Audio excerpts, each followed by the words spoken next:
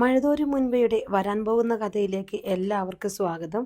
ബബിത തൻ്റെ കാമുകൻ്റെയും കൂട്ടുകാരുടെയും കൂടെ വീട്ടിലും ഹോസ്റ്റലിലും അറിയാതെ മറ്റൊരു വീട്ടിലേക്ക് പോകുന്നതും രാത്രിക്ക് ബബിതയ്ക്ക് അരുതാത്തത് സംഭവിക്കുന്നതുമാണ് കഴിഞ്ഞ വീഡിയോയിൽ നമ്മൾ കേട്ടത്. അടുത്ത വീഡിയോയിലേക്ക് പോകുന്നതിന് മുൻപായി ചാനൽ ഇതുവരെ സബ്സ്ക്രൈബ് ചെയ്യാത്തവരുണ്ടെങ്കിൽ സബ്സ്ക്രൈബ് ചെയ്യാനും ലൈക്ക് ചെയ്യാനും മറക്കരുത്. ഔതക്കുട്ടിച്ചായനെയും കൂട്ടിയാണ് അലീന കാലിലെ പ്ലാസ്റ്റർ നീക്കാൻ അഞ്ജലിയിലെ ഹോസ്പിറ്റലിലേക്ക് പോയത്. അവളെ കൂട്ടിക്കൊണ്ടു പോകാൻ സ്റ്റാൻലി തയ്യാറായിരുന്നുവെങ്കിലും ഇതിനൊക്കെ ഞാൻ പോയാൽ മതി എന്ന് പറഞ്ഞ് ഔതക്കുട്ടിച്ചാൻ ആ ഉത്തരവാദിത്തം ഏറ്റെടുക്കുകയായിരുന്നു. ഹോസ്പിറ്റലിലെ ട്രീറ്റ്മെൻറ്റ് റൂമിൽ വെച്ച് നഴ്സുമാർ അലീനയുടെ കാലിലെ പ്ലാസ്റ്റർ നീക്കം ചെയ്തു. പിന്നീട് ഡോക്ടർ അവളുടെ കാൽ പരിശോധിച്ചു. പതിയെ നടക്കാൻ പറഞ്ഞു. പ്ലാസ്റ്ററിൽ കിടന്നതിനാൽ കാൽ വേണ്ടത്ര വഴങ്ങുന്നില്ല എന്നതൊഴിച്ച് മറ്റു കുഴപ്പങ്ങളൊന്നും അലീനയ്ക്ക് അനുഭവപ്പെട്ടില്ല. ഹോസ്പിറ്റലിൽ നിന്നിറങ്ങുമ്പോൾ അവൾ സ്റ്റാൻലിയെ വിളിച്ചു. പപ്പ, എൻ്റെ കാലിനിപ്പോൾ ഒരു കുഴപ്പവുമില്ല. എന്നും കുറച്ച് നടക്കണമെന്ന് പറഞ്ഞു ഡോക്ടർ. വേറെ എക്സസൈസ് വല്ലതും വേണോ? പിന്നെ ഡ്രൈവിംഗ് പഠിക്കണമെങ്കിൽ അതിന് പറ്റിയ സമയം ഇതാണെന്ന് പറഞ്ഞിട്ടുണ്ട്. അലീന ഒരു കുസൃതി ചിരിയോടെ പറഞ്ഞു. ഏത് ഡോക്ടറാ അങ്ങനെ പറഞ്ഞേ? എല്ലിൻ്റെ ഡോക്ടറാണോ അതോ പല്ലിൻ്റെ ഡോക്ടറാണോ? പപ്പ പ്ലീസ്, ബൈജു ലീവിന് പോകുമ്പോൾ പപ്പയ്ക്ക് പെട്ടെന്നൊരു വയറുവേദന വന്നാൽ ആശുപത്രിയിൽ കൊണ്ടുപോകാൻ ആരെങ്കിലും വേണ്ടേ? ഞാൻ ഡ്രൈവിംഗ് പഠിച്ചാൽ പപ്പയ്ക്ക് പിന്നെ വേറെ ആരെയും ആശ്രയിക്കേണ്ടി വരില്ലല്ലോ. അതുപോലെ തന്നെ കുപ്പിയിലേത് തീരുമ്പം പപ്പയ്ക്ക് എന്നെ വിളിച്ച് ചുമ്മാ പറഞ്ഞാൽ പോരെ. മോളെ, നീ ഓടിപ്പോയി ഒരു കുപ്പി ബ്രാൻഡി വാങ്ങിക്കൊണ്ടുവാ, ഇല്ലെങ്കിൽ എന്നെ ഇപ്പം കിടുകിടെ വിറയ്ക്കാൻ തുടങ്ങുമെന്ന്. നീങ്ങുവാ. നിന്നെ ഡ്രൈവിംഗ് പഠിപ്പിക്കണോ അതോ വണ്ടിയുടെ ക്ലീനിങ് പഠിപ്പിക്കണോ എന്ന് ഞാനൊന്ന് ആലോചിക്കട്ടെ, സ്റ്റാൻലി പറഞ്ഞു. പപ്പ, ഞങ്ങൾ തോട്ടത്തിൽ പോയിട്ടേ വരൂ. അതെന്തിനാണിപ്പോൾ തോട്ടത്തിൽ പോകുന്നേ? ഞാൻ പപ്പയോട് പറഞ്ഞായിരുന്നല്ലോ, എൻ്റെ കാല് ശരിയായി കഴിയുമ്പോൾ തോട്ടത്തിലും ആഫീസിലുമൊക്കെ ഒന്ന് പോകണമെന്ന്. അപ്പച്ചനുമായി എന്തെങ്കിലും തീരുമാനിച്ചുകൊണ്ടുള്ള പോക്കാണോ ഇത്? അതെ, എന്നോട് പറയാൻ വയ്യ അല്ലേ? പപ്പയോട് പറയാം, തിരിച്ചു വന്നിട്ട് പറയാവേ. ഫോൺ കട്ട് ചെയ്തിട്ട് അവൾ ബൈജുവിനോട് കാർ നേരെ തോട്ടത്തിലേക്ക് വിടാൻ നിർദ്ദേശം നൽകി. ഒരു കുന്നിനെ ചുറ്റിപ്പറ്റിയുള്ള തോട്ടത്തിൻ്റെ ഉച്ചിയിലാണ് ഓഫീസും സ്റ്റോറുകളും വളപ്പുരയുമെല്ലാം. ഓഫീസ് സാമാന്യം നല്ല കെട്ടിടമാണ്. ഗോഡൗൺ പഴയതെങ്കിലും ഉറപ്പുള്ളത് തന്നെ. അതിന് എതിർവശത്തായി സ്കൂൾ കെട്ടിടം പോലെ നീണ്ട ഒരെണ്ണം. അവിടെയാണ് സ്റ്റോറുകൾ, വളപ്പുരകൾ, ക്രാപ്പും ലാറ്റക്സും സൂക്ഷിക്കാനുള്ള സ്ഥലം, തൊഴിലാളികൾക്ക് വിശ്രമിക്കാനുള്ള സ്ഥലം എന്നിവ. അലീന കാറിൽ നിന്നും ഇറങ്ങി ഔതക്കുട്ടിച്ചായനോടൊപ്പം ഓഫീസിലേക്ക് കയറി ചെന്നു. ഓഫീസിൽ ആകെ 4 ജീവനക്കാരെയുള്ളൂ. സ്റ്റാൻലി മാനേജരെന്നും തൊഴിലാളികൾ സൂപ്രണ്ടെന്ന് വിളിക്കുന്ന ജോർജ് വർഗീസ്, കുരുവിള എന്ന അക്കൗണ്ടന്റ്, ക്ലർക്ക് ശ്രീകുമാർ, പിന്നെ പ്യൂൺ മുതൽ പർച്ചേസ് മാനേജർ വരെ എല്ലാ റോളും അഭിനയിക്കുന്ന ചാണ്ടിക്കുഞ്ഞും. അലീനയും ഔതക്കുട്ടിച്ചാനും ചെല്ലുമ്പോൾ മാനേജർ കറങ്ങുന്ന കസേരയിലിരുന്ന് പേപ്പർ വെയിറ്റ് കയ്യിലിട്ട് ഉരുട്ടി ചെറുതാക്കാൻ ശ്രമിച്ചുകൊണ്ട് ആർക്കോ ഫോൺ ചെയ്യുകയായിരുന്നു. അയാൾ അതിനിടയിൽ അലീനയോടും ഔതക്കുട്ടിച്ചാനോടും ഇരിക്കാൻ ആംഗ്യം കാട്ടി. മേശയ്ക്കിപ്പുറമുള്ള 3 കസേരകളിൽ ഒരെണ്ണം ഒഴിവാക്കി അലീനയും ഔതക്കുട്ടിച്ചാനും ഇരുന്നു. മാനേജറുടെ ഫോൺ സംഭാഷണം നീണ്ടു പോകുന്നോറും ഔതക്കുട്ടിച്ചാൻ അസ്വസ്ഥനായി. അയാൾ കൂടെ അലീനയെ നോക്കി. ശാന്തമായിരിക്കാൻ അലീന തൻ്റെ നോട്ടം കൊണ്ട് അടയാളം നൽകി. ജോർജ് വർഗീസ് ഫോൺ സംഭാഷണം അവസാനിപ്പിച്ച് റിസീവർ വെച്ചയുടനെ ഔതക്കുട്ടിച്ചാൻ ചോദിച്ചു, ആരെയാ വിളിച്ചോണ്ടിരുന്നത്? സോറി, അതൊരു പ്രൈവറ്റ് കോളായിരുന്നു. ആ മറുപടിയിൽ ചെറിയൊരു പരിഹാസം ചുവച്ചു. ഔതക്കുട്ടിച്ചായന് അതൊട്ടും പിടിച്ചില്ല. മാത്രമല്ല, അലീനയും താനും കൂടി കയറി വന്നപ്പോൾ ജോർജ് വർഗീസ് എഴുന്നേറ്റ് ആദരവ് കാട്ടാതിരുന്നതും ഉടൻ ഫോൺ വിളി അവസാനിപ്പിച്ച് അവരോട് സംസാരിക്കാതിരുന്നതും ഔതക്കുട്ടിച്ചാനെ ചൊടിപ്പിച്ചിരുന്നു. പ്രൈവറ്റ് കോൾ വിളിക്കാൻ ഈ ഫോൺ നിന്റെ അച്ഛൻ്റെ വകയാണോടാ? ഔതക്കുട്ടിച്ചാൻ പൊട്ടിത്തെറിച്ചു. ഔതക്കുട്ടിച്ചാൻ്റെ പെട്ടെന്നുള്ള പ്രതികരണം കേട്ട് ജോർജ് വർഗീസിൻ്റെ മുഖം ഔതക്കുട്ടിച്ചാൻ്റെ ഭാഷയിൽ പറഞ്ഞാൽ കൂമ്പാള പോലെ വിളറിപ്പോയി. അലീനയുടെ മുൻപിൽ വെച്ചായതുകൊണ്ട് പ്രത്യേകിച്ചും. അയാളുടെ ചമ്മലകറ്റാൻ വേണ്ടി അലീന പെട്ടെന്ന് സ്വയം പരിചയപ്പെടുത്തി. എൻ്റെ പേര് അലീന. ഞാൻ മുൻപ് ഇവിടെ വന്നിട്ടുണ്ട്. എനിക്കറിയാം, ഞാൻ ഓർക്കുന്നുണ്ട്. സ്റ്റാൻലി ചാൻ ഒരിക്കൽ കൊണ്ടുവന്ന് പരിചയപ്പെടുത്തിയിരുന്നല്ലോ, മാനേജർ പറഞ്ഞു. ഓഹോ, എന്നിട്ടാണോ നീ ഇവളെ കണ്ടപ്പം എണീക്കാതിരുന്നത്? ഇനി അതും പോട്ടെ, അവൾക്ക് നിന്നേക്കാൾ പ്രായം കുറവാ. പക്ഷേ പ്രായം കൂടിയ ഒരുത്തനെ നീ കണ്ടില്ലായിരുന്നോ? ഒന്നുമല്ലെങ്കിലും സ്റ്റാൻലിയുടെ അപ്പനല്ലേ ഞാൻ ഫോൺ ചെയ്യുകയായിരുന്നു, മാനേജർ ഗൗരവത്തിൽ പറഞ്ഞു. ഫോൺ നീ താഴെ വെക്കണമായിരുന്നു. വേണ്ട, ഫോൺ വെച്ച് കഴിഞ്ഞപ്പോൾ നിനക്കൊരു മര്യാദ പറയായിരുന്നല്ലോ, അതും ചെയ്തില്ല. ആരാ വിളിച്ചതെന്ന് ഞാൻ മനഃപൂർവ്വം ചോദിച്ചതാ. ഞാനിത് സ്റ്റാൻലി ചാനോട് പറഞ്ഞോളാം. നീ അങ്ങ് ചെന്ന് പറഞ്ഞാൽ അവനെന്നെ ഉലത്തും. എടാ, അവനെൻ്റെ മടി കിടന്ന് വളർന്നവനാ. അത്രയും ആയപ്പോഴേക്കും അലീന ഔതക്കുട്ടിച്ചൻ്റെ കൈ പിടിച്ചമർത്തി നിർത്താൻ വേണ്ടി അപേക്ഷിച്ചു. ഞാനൊരു കാര്യം അറിയാൻ വേണ്ടി വന്നതാ, അലീന മാനേജരോട് പറഞ്ഞു. പപ്പയുടെ വീട്ടുകാർക്ക് ഇവിടുന്നല്ലേ പൈസയൊക്കെ കൊടുക്കുന്നത്, അതായത് അഞ്ജലിയിലേക്ക്? മാനേജർ അലീനയുടെ നേർക്ക് സൂക്ഷിച്ചു നോക്കി. അതെ. എങ്ങനെയാ അതിൻ്റെ രീതി? ചോദിക്കുമ്പോഴെല്ലാം പണം കൊടുക്കുമോ, അതോ മാസം ഇത്ര രൂപയെന്ന് ഒരു കണക്കുണ്ടോ? അവർക്കാവശ്യമുള്ള പൈസ കൊടുത്തേക്കണമെന്ന് സ്റ്റാൻലി ചാൻ പറഞ്ഞിട്ടുണ്ട്. അതിന് പ്രത്യേകിച്ചൊരു മാസപ്പടി കണക്കൊന്നുമില്ല. എന്നാലും കൊടുക്കുന്നതിനും വാങ്ങുന്നതിനും ഒരു കണക്കുണ്ടാവണമല്ലോ. ഇന്ന് ആവശ്യത്തിന് കൊടുത്തു, ഇത്ര രൂപ കൊടുത്തു എന്നൊക്കെ. അതോ അഞ്ജലിയിൽ നിന്ന് ആരെങ്കിലും വന്ന് ചോദിച്ചാൽ ഉടനെ പണപ്പെട്ടി തുറന്നു വെച്ചിട്ട് ഇഷ്ടംപോലെ വാരിക്കൊണ്ട് പോയിക്കൊള്ളാൻ പറയുമോ? അലീനയുടെ സ്വരത്തിൽ മാറ്റം വന്നത് കണ്ട് ഔതക്കുട്ടിച്ചാൻ മുഖം തിരിച്ച് വിസ്മയത്തോടെ നോക്കി. അവളുടെ കണ്ണിൽ രോഷമുണ്ടെന്ന് അയാൾക്ക് മനസ്സിലായി. അപൂർവമായേ അങ്ങനെ കാണാറുള്ളൂ. ആരെങ്കിലും മനഃപൂർവ്വം അപമാനിക്കാനും നിന്ദിക്കാനും ശ്രമിക്കുമ്പോൾ, മുഖത്തു നോക്കി പച്ചക്കള്ളം പറയുമ്പോൾ, അനാഥരെ അവഹേളിക്കുമ്പോൾ. അങ്ങനെ വാരിക്കൊരിയൊന്നും കൊടുക്കാറില്ല, ആവശ്യം പറഞ്ഞേ കൊടുക്കാറുള്ളൂ, മാനേജർ പറഞ്ഞു. അങ്ങനെ കൊടുക്കുന്നതിനുള്ള പെർമിഷൻ തന്നിട്ടുണ്ട് സ്റ്റാൻലി ചായൻ. ശരി, കൊടുത്ത പൈസയ്ക്ക് കണക്കും തീയതിയുമുണ്ടോ? ആരാണ് പൈസ വാങ്ങിയതെന്ന് പേരെഴുതി ഒപ്പിട്ട വൗച്ചറും രസീതും കാണണമല്ലോ ഇവിടെ. അങ്ങനെ ആരാണെന്നൊന്നും എഴുതാറില്ല, തീയതിയും കണക്കും ഉണ്ടാകും. ഓക്കെ, ആ കണക്ക് ബുക്കൊന്ന് കാണണമല്ലോ. അതല്പം ബുദ്ധിമുട്ടാണ്, ജോർജ് വർഗീസ് കടുത്ത മുഖത്തോടെ പറഞ്ഞു. അലീന അപ്പോൾ തന്നെ ഫോണെടുത്ത് സ്റ്റാൻലിയെ വിളിച്ചു. പപ്പയുടെ മാനേജരെ ഒന്ന് വിളിക്കോ. എന്താ അലീന? ഞാൻ പറഞ്ഞു അഞ്ജലിയിലെ വീട്ടിലേക്ക് കൊടുക്കുന്ന പണത്തിൻ്റെ കണക്കൊന്ന് കാണിക്കണമെന്ന്. പക്ഷെ മാനേജർക്ക് ഒരു മടി. ശരി, ഞാൻ അയാളെ വിളിച്ചോളാം. അലീനയും ഔതക്കുട്ടിച്ചാനും നോക്കിയിരിക്കെ തന്നെ മാനേജറുടെ മേശപ്പുറത്തെ ലാൻഡ് ഫോണിൽ സ്റ്റാൻലിയുടെ ഫോൺ വന്നു. കോൾ അറ്റൻഡ് ചെയ്ത ശേഷം മാനേജർ അക്കൗണ്ടിനെ വിളിപ്പിച്ച് കണക്കു ബുക്കും രസീതുകളും എടുത്തുകൊണ്ടുവരാൻ ആവശ്യപ്പെട്ടു. അക്കൗണ്ടന്റ് അതെല്ലാം കൊണ്ടുവന്ന് മേശപ്പുറത്ത് വച്ച ശേഷം മാനേജറുടെ നേർക്ക് അർദ്ധഗർഭമായി നോക്കിയിട്ട് പോയി. തുറന്നു പരിശോധിക്കാം. മാനേജർ അലീനയുടെ മുൻപിലേക്ക് കണക്ക് ബുക്ക് നീക്കിവെച്ചു. അലീന അത് തുറന്നു നോക്കി. തോട്ടത്തിലെ വരവ് ചെലവ് കണക്കുകളുടെ ബുക്കായിരുന്നു അത്. ആ കണക്കുകൾക്കിടയിൽ അവിടെ അഞ്ജലിയിലേക്ക് കൊടുത്ത പൈസയുടെ കണക്കുകളും ഉണ്ടായിരുന്നു. അഞ്ജലിയിലേക്ക് കൊടുക്കുന്ന പൈസയുടെ കണക്ക് എഴുതി സൂക്ഷിക്കാൻ വേണ്ടി മാത്രം ഇവിടെ ഒരു ബുക്കില്ലേ? അലീന ചോദിച്ചു.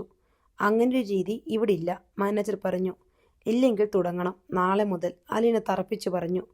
അഞ്ജലിയിലേക്കുള്ള പണത്തിൻ്റെ കണക്ക്, പപ്പയ്ക്ക് കൊടുക്കുന്ന പൈസയുടെ കണക്ക്, തൊഴിലാളികൾക്ക് കൊടുക്കുന്ന ശമ്പളം, വളം, കീടനാശിനി തുടങ്ങിയവയ്ക്കെടുക്കുന്ന പൈസ, പെട്രോളിനും ഡീസലിനും മറ്റും ചെലവാക്കുന്ന പണം, ഓഫീസ് ആവശ്യങ്ങൾക്കും ഫർണിച്ചറിനും വേണ്ടി ചെലവാക്കുന്ന പൈസ, ഇതെല്ലാം ഈ ബുക്കിൽ എഴുതുന്നത് കൂടാതെ ഇനം തിരിച്ച് വേറെ വേറെ ബുക്കിൽ എഴുതണം. നമുക്ക് എടുത്തു നോക്കിയാൽ ഒറ്റ നോട്ടത്തിൽ ഏകദേശം ഒരു ഊഹം കിട്ടണം. എന്താ, ചെയ്യാൻ പറ്റില്ലേ? സ്റ്റാൻലി ചാൻ പറയണം, മാനേജർ പറഞ്ഞു. പപ്പ പറഞ്ഞോളൂ. ഇവിടെ കമ്പ്യൂട്ടർ ഇല്ലേ ഈ കണക്കുകളൊക്കെ ഫീഡ് ചെയ്ത് വയ്ക്കാൻ? അങ്ങനെയൊരു സാധനത്തിൻ്റെ ആവശ്യം ഇതുവരെ വന്നിട്ടില്ല. ഇത് വലിയ എസ്റ്റേറ്റൊന്നും അല്ലല്ലോ. സ്റ്റാൻലി ചാൻ വലിയ പ്ലാന്ററുമല്ല. റബ്ബർ നട്ടിരിക്കുന്ന ഒരു വലിയ പറമ്പ്, അത്രയുള്ളൂ. അലീന ബുക്കിൻ്റെ പേജുകൾ മറിച്ച് കഴിഞ്ഞ ഒരു മാസം അഞ്ജലിയിലേക്ക് കൊടുത്ത കണക്കുകൾ മാത്രം പരിശോധിച്ചു. 64,575 രൂപ. അലീന എഴുതി കൂട്ടിയത് കണ്ട് ഔതക്കുട്ടിച്ചാൻ കണ്ണു മിഴിച്ചു. ഇതെങ്ങനെയാണ് ഇത്രയും രൂപ? അയാൾ ചോദിച്ചു. അഞ്ജലിയിലെ കാർ റിപ്പയറായി. ഒരു മാസത്തേക്ക് റെന്റ് കാർ എടുത്തു.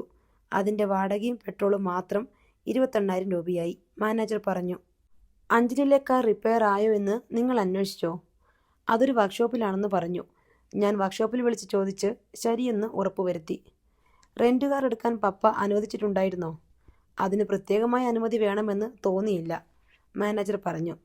അലീന വീണ്ടും കണക്കുകൾ കൂട്ടി. ചിട്ടി 9,500 രൂപ, ഇൻഷുറൻസ് 14,000 രൂപ. അലീന പേജുകൾ പിന്നോട്ട് മറിച്ച് ജനുവരി മുതലുള്ള കണക്കുകൾ ഒരു കടലാസിലേക്ക് പകർത്തി തുടങ്ങി. അതിനിടയിൽ മൈതാനത്ത് ജീപ്പിൻ്റെ ഇരുമ്പൽ കേട്ടു.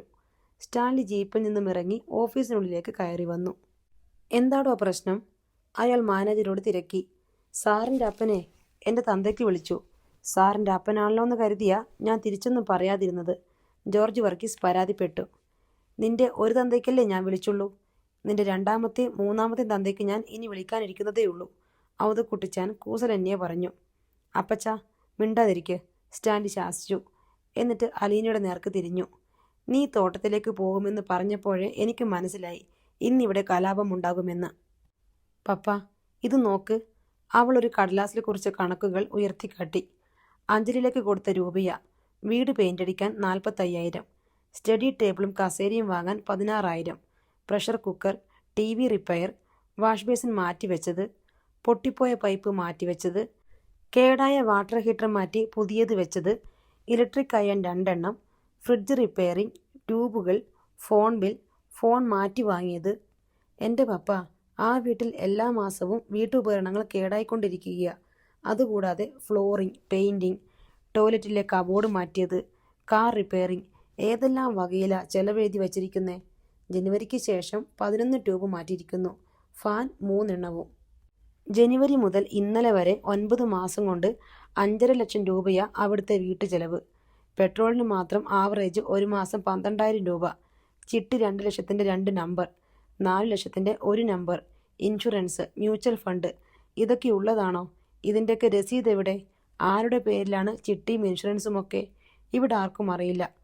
പപ്പ പറഞ്ഞിട്ടുണ്ടോ ഇത്രയും കൊടുക്കാൻ? മറ്റേ കാർ കഴിഞ്ഞ മാസം വർക്ക്ഷോപ്പിലായല്ലോ. അവർ റെൻറ്റിന് കാർ എടുത്തു. ഇവിടെ കണക്കെഴുതി വെച്ചിരിക്കുന്നു 28,000 രൂപ. പപ്പയോട് ചോദിച്ചിട്ടാണോ ഇതെല്ലാം? ഇതിൻ്റെ 4/1 പൈസ പപ്പയുടെ ഭാര്യയ്ക്കും മക്കൾക്കും കിട്ടുന്നുണ്ടോ? പപ്പ ശമ്പളം കൊടുത്ത് വെച്ചിരിക്കുന്ന മാനേജർക്ക് ആരോടാണ് നന്ദിയും കൂറും? റീത്താമ്മ ആൻറ്റിയോട്. നിർത്താതെ പറഞ്ഞിട്ട് അലീന കിതച്ചു തുടങ്ങിയിരുന്നു. സ്റ്റാൻലി ഒരു നടുക്കത്തോടെ അലീനയുടെ കയ്യിലിരുന്ന കടലാസ് വാങ്ങി നോക്കി. അവൾ ഡേറ്റ് സഹിതം കുറിച്ചെടുത്തിരുന്നു. എല്ലാം കൂടി ഒന്നിച്ച് കണ്ടപ്പോൾ സ്റ്റാൻലി അന്തം വിട്ടു. ഇത്രയും പണം കൊടുത്തതാണോടാ? സാറിനോട് ചോദിച്ചിട്ടാണ് കൊടുക്കാറ്. സാറാണ് ചെക്കിൽ ഒപ്പിടുന്നത്, ജോർജ് വർഗീസ് പറഞ്ഞു. ഓക്കെ, ഈ മാസം അല്ലെങ്കിൽ കഴിഞ്ഞ ആഴ്ച, അതുമല്ലെങ്കിൽ കഴിഞ്ഞ 2 മാസത്തിനുള്ളിൽ ഇത്ര പണം കൊടുത്തിട്ടുണ്ട് എന്ന് താൻ എന്നെ ഓർമ്മിപ്പിച്ചിട്ടുണ്ടോ? അത് പിന്നെ സാറിൻ്റെ പണം സാറിൻ്റെ ഭാര്യയ്ക്കും മക്കൾക്കും കൊടുക്കുന്നു. ഞാനതിൽ ഇടപെടേണ്ട കാര്യമില്ലല്ലോ. കൊടുത്ത പണത്തിൻ്റെ രസീതുകളുണ്ടോ? ചിലതൊക്കെയുണ്ട്. പൈസ വാങ്ങിച്ചിട്ടില്ലെന്ന് അവർ നിഷേധിച്ചു പറഞ്ഞാൽ താൻ ആ തുക റീഫണ്ട് ചെയ്യുമോ? സ്റ്റാൻലി ചോദിച്ചു. സാർ, അവർ വാങ്ങിച്ച് തന്നെയാണ്, മാനേജർ ഉറപ്പിച്ചു പറഞ്ഞു. പറഞ്ഞാൽ മതിയോ? രേഖ വേണ്ടേ? വൗച്ചർ എഴുതി ഒപ്പിട്ട് വാങ്ങണ്ടേ? മാനേജർ ഒന്നും മിണ്ടാതെ നിന്നു. പപ്പ, ഇനിയെങ്കിലും കൃത്യമായിട്ട് കണക്ക് സൂക്ഷിക്കണമെന്ന് പറഞ്ഞപ്പോൾ അത് പപ്പ പറഞ്ഞാൽ ചെയ്യത്തുള്ളൂന്ന് അലീന പറഞ്ഞു. ഞാൻ പറയുന്നത് മാത്രമല്ല, എൻ്റെ മകള് പറയുന്നതും താൻ അനുസരിക്കേണ്ടി വരും. അതിന് തയ്യാറുണ്ടെങ്കിൽ മാത്രം ആ കസേരയിൽ ഇരുന്നാൽ മതി. എന്തു പറയുന്നു? സ്റ്റാൻലി മാനേജരോട് ചോദിച്ചു. മാനേജർ അപ്പോഴും ഒന്നും മിണ്ടിയില്ല. പപ്പ, ഇൻഷുറൻസിൻ്റെയും മ്യൂച്വൽ ഫണ്ടിൻ്റെയും ചിട്ടിയുടെയും ഒക്കെ പണം അടയ്ക്കണമെന്ന് പറഞ്ഞിട്ടാണ് റീത്താമ്മ ആൻറ്റി രൂപ വാങ്ങിയിരിക്കുന്നത്. അതിൻ്റെ രസീത് വല്ലതും ഇവരുണ്ടോയെന്ന് ചോദിക്കണം. ചിട്ടിക്ക് പണമടച്ചതിൻ്റെ പഴയ ചില രസീതുകൾ ജോർജ് വർഗീസ് എടുത്തു കാട്ടി. ഇൻഷുറൻസ് പോളിസിയുടെ പ്രീമിയം അടച്ച രസീതുകൾ ഇവിടെ ഇല്ലെങ്കിൽ LIC ഓഫീസിൽ ചെന്ന് സ്റ്റേറ്റ്മെൻ്റ് എടുത്ത് കാണിക്കണമെന്ന് സ്റ്റാൻലി ആവശ്യപ്പെട്ടു. മ്യൂച്വൽ ഫണ്ടിന് പണമടച്ച രസീതുകളും കാണണം. കണക്ക് ബുക്കുകളും ബില്ലുകളും ഒക്കെ എടുത്ത് ജീപ്പിലോട്ട് വയ്ക്കാൻ പറ ലാലിച്ച. നമുക്ക് വീട്ടിൽ പോയിരുന്ന് സൗകര്യമായിട്ട് നോക്കാമല്ലോ. അഞ്ജലിലോട്ട് കൊടുത്ത വകയിൽ ഇത്രയും വെട്ടിപ്പ് നടത്തിയിട്ടുണ്ടെങ്കിൽ ഇവന്മാർ തോട്ടത്തിലെ വരവ് ചെലവ് കണക്കിൽ വൻ തിരിമറി നടത്തിയിട്ടുണ്ടെന്ന് ഉറപ്പല്ലേ? ഔതക്കുട്ടിച്ചാൻ പറഞ്ഞു. അതെ പപ്പ, എല്ലാം ഒന്ന് ചെക്ക് ചെയ്യുന്നത് നല്ലതാ, അലീനയും അഭിപ്രായപ്പെട്ടു. സ്റ്റാൻലി ചാണ്ടിക്കുഞ്ഞിനെ കൊണ്ട് കണക്ക് ബുക്കുകളും നാൾവഴി പേരേടുകളും ബിൽ ബുക്കുകളും രസീതുകളും വൗച്ചറുകളും എല്ലാം എടുപ്പിച്ച് ജീപ്പിൽ വയ്പ്പിച്ചു. തിരിച്ച് വീട്ടിലേക്ക് പോകുമ്പോൾ അലീന പപ്പയോട് പറഞ്ഞു. അഞ്ജലിയിലെ വീട്ടിൽ ഒരറ്റകുറ്റപ്പണിയും ചെയ്തിട്ടില്ല പപ്പ. ആ വീടിന് പെയിൻ്റ് അടിച്ചിട്ട് 8 വർഷമെങ്കിലും ആയിക്കാണും. അതുപോലെ തന്നെ ഫർണിച്ചറുകളും മറ്റു വീട്ടുപകരണങ്ങളും കൊള്ളാവുന്നതൊന്നുമില്ല അവിടെ. അതേസമയം റീത്താമ്മൻ്റെ വീട് കാണണം. കാറിൻ്റെ കാര്യം തന്നെ നോക്ക്. പപ്പ കാറിടിച്ച് ചളിക്കിയപ്പോൾ അവർ റെൻറ്റിന് കാറെടുത്തിട്ട് ഇവിടെ വന്ന് പപ്പയെ കൊണ്ട് കാശ് മുടക്കിച്ചിരിക്കുന്നു. അഹങ്കാരമല്ലേ അത്? ടാനിയയും ടെൽസയും ഒക്കെ ഓട്ടോറിക്ഷയിലാണ് സഞ്ചാരം. കാറ് കൊണ്ട് നടക്കുന്നത് റീത്താമ്മ ആൻറ്റിയും. അതിന് പണം മുടക്കുന്നത് പപ്പ. എന്നിട്ട് പപ്പ അവരുടെ ഏറ്റവും വലിയ ശത്രുവും. പപ്പയുടെ ഭാര്യയ്ക്കും മക്കൾക്കും ഒന്നും കൊടുക്കുന്നില്ലെന്നുള്ള പരാതി വേറെയും അലീന പറഞ്ഞുകൊണ്ടിരുന്നു. പിറ്റേന്ന് രാവിലെ ബാലചന്ദ്ര മേനോനെ വിളിച്ച് ഒരു ഓഡിറ്ററി അയക്കാമോ എന്ന് അലീന ചോദിച്ചു. പപ്പയുടെ തോട്ടത്തിൽ കുറേ തട്ടിപ്പും വെട്ടിപ്പും നടന്നിട്ടുണ്ടെന്നും അത് കണ്ടുപിടിക്കാനാണെന്നും പറഞ്ഞു. തൊട്ടടുത്ത ദിവസം തന്നെ ബാലേന്ദ്ര മേനോൻ ഓഡിറ്ററി ഏർപ്പാടാക്കി കുളത്തൂപ്പുഴയ്ക്ക് അയച്ചു. അയാൾ 6 ദിവസം ബംഗ്ലാവിൽ താമസിച്ച് കഴിഞ്ഞ കുറേ വർഷങ്ങളിലെ കണക്ക് ബുക്കുകളും ബില്ലുകളും പരിശോധിച്ചു. പർച്ചേസ് നടത്തിയ കടകൾ, റബ്ബർ വിറ്റ കമ്പനികൾ എന്നിവയുമായി ബന്ധപ്പെട്ട് പർച്ചേസിലും റബ്ബർ വിൽപ്പനയിലും ധാരാളം ക്രമക്കേടുകൾ നടന്നു വരുന്നതായി കണ്ടെത്തി. തോട്ടത്തിൽ ആവശ്യമുള്ളതിൻ്റെ ഇരട്ടിയാണ് വളവും കീടനാശിനികളും മറ്റു ഉപകരണങ്ങളും പർച്ചേസ് ചെയ്തിരിക്കുന്നത്. പലപ്പോഴും സാധനങ്ങൾ വാങ്ങാതെ തന്നെ ബില്ലുണ്ടാക്കിയിരുന്നു. ഓഫീസിലെ ബില്ലുകളിലെ നമ്പറും സാധനങ്ങൾ പർച്ചേസ് ചെയ്ത കടകളിലെ ബില്ലിൻ്റെ കാർബൺ കോപ്പിയും തമ്മിൽ ഒരു സാമ്യവുമില്ല. ചില ബില്ലുകൾ കൃത്രിമമായി ഉണ്ടാക്കിയതായിരുന്നു. വർഷങ്ങളായി നടന്നുവന്ന തട്ടിപ്പും വെട്ടിപ്പും പുറത്തായതോടെ സ്റ്റാൻലി തൻ്റെ ഓഫീസിലെ ജീവനക്കാരെ പിരിച്ചുവിടാൻ ഒരുങ്ങി. അലീന അതിന് തടസ്സം നിന്നതിനാൽ ആർക്കും ജോലി നഷ്ടപ്പെട്ടില്ല. പപ്പ കള്ളും കുടിച്ച് ഒന്നും ശ്രദ്ധിക്കാതെ അലസനും മടിയനുമായി കഴിഞ്ഞുകൂടിയതുകൊണ്ട് കണ്ടവരെല്ലാം കൈയിട്ട് വാരി. കയ്യാലപ്പുറത്തിരിക്കുന്ന തേങ്ങ ആർക്കും എടുക്കാമല്ലോ. ഒരു തവണ അവരെ ശാസിക്കാം, മുന്നറിയിപ്പ് കൊടുക്കാം. ഇനി ഇത് ആവർത്തിച്ചാൽ പിരിച്ചുവിട്ടേക്കണം, അതല്ലേ നല്ലത്. ഔതക്കുട്ടിച്ചാനും സ്റ്റാൻലിക്കും അലീനയുടെ അഭിപ്രായത്തോട് അത്ര യോജിപ്പില്ലായിരുന്നുവെങ്കിലും അവർ മറുത്തൊന്നും പറയാതെ സമ്മതം മൂളി. 2 ആഴ്ചയ്ക്ക് ശേഷം റീത്താമ്മ സ്റ്റാൻലിയെ കാണുവാനെത്തി. ആകെ ക്ഷോഭിച്ച മട്ടിലായിരുന്നു അവരുടെ വരവ്. ടാനിയമോളെയും ടോജോയെയും ഒപ്പം അവർ കൂട്ടിയിരുന്നു. അവരെ സ്റ്റാൻലിയുടെ മുന്നിൽ നിരത്തി നിർത്തിക്കൊണ്ട് റീത്താമ്മ രോഷാകുലിയായി ചോദിച്ചു, ഈ കുട്ടികളെ ആര് സംരക്ഷിക്കും? ഇതുവരെ ആര് സംരക്ഷിച്ചോ അവർ തന്നെ, സ്റ്റാൻലി മറുപടി പറഞ്ഞു. ഇതുവരെ ഞാനാണ് ഇവരുടെ കാര്യങ്ങൾ നോക്കിയിരുന്നത്, റീത്താമ്മ പറഞ്ഞു. എങ്കിൽ പിന്നെ റീത്താമ്മയ്ക്ക് തുടർന്നും അത് ചെയ്യാമല്ലോ. എനിക്കൊരു വിരോധവുമില്ല. അതെങ്ങനെ ശരിയാവും? എനിക്കുമുണ്ട് മക്കൾ. ഞാൻ അവരെ നോക്കണോ സ്റ്റാൻലിയുടെ മക്കളെ നോക്കണോ? റീത്താമ്മയുടെ ഇഷ്ടം പോലെ ചെയ്യാം, സ്റ്റാൻലി പറഞ്ഞു. ഇവർക്ക് ചെലവിന് കൊടുക്കണ്ടേ?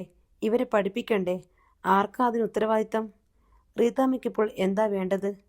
ഇവരെ വളർത്തണമെങ്കിലും പഠിപ്പിക്കണമെങ്കിലും പണം വേണം.